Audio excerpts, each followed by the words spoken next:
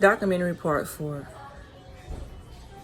Being with my mother and my grandma was totally different being raised by a grandmother and a mother. But to make a long story short, I watched my brother being raped as we moved in with my grandma because my stepdad used to beat up on my mama. And I used to hate seeing her being beat on and treated like a piece of shit because she had deserved better. But I remember my mama breaking the frame out in the house and setting the bed on fire in front of us and taking $100 out the frame. My grandma came and got legal custody of us after that. So as a child, I was tormented because I didn't understand how to adapt to knowing that my mom was gone. And I used to bang my head on walls and cry and scream because I wanted my mom. And then as I got older in age, I used to call everybody my mama because I didn't know what a mother figure was. Because, you know, like I said, my mama choose to treat me like I was one of her outside kids, like I wasn't her child.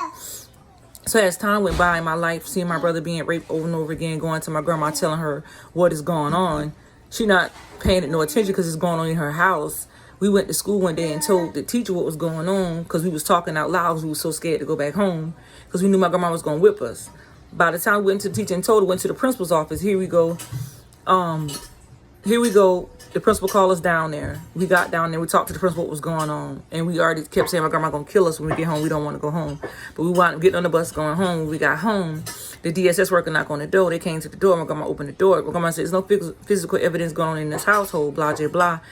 They make us took off our shirt and look, make sure no bruises was on us. And they left. When they left, my grandma told us up. And she was like, Mika, I know you done it. You the reason why DSS come out here. And I said, no, I didn't do it. We did it together. So we got whipped for it. We both cried for hours and days. And then after that, she just sat on the couch. And DSS took a picture of us, matter of fact, before they left. But we sat on the couch for a minute. And she made us went outside, cut the grass, cut the flower yard. Because she was like, y'all don't go and talk. Nothing that goes on in our house, it stays in our house. It don't go out. So basically, I was tormented as a child with my mother. And then when I moved in with my grandma, it was even worse because my uncles was crazy. You can call our house the crazy house because my uncles used to rape my brothers, want to fight my sister, and always want to fight us. And I was too afraid to even go to sleep.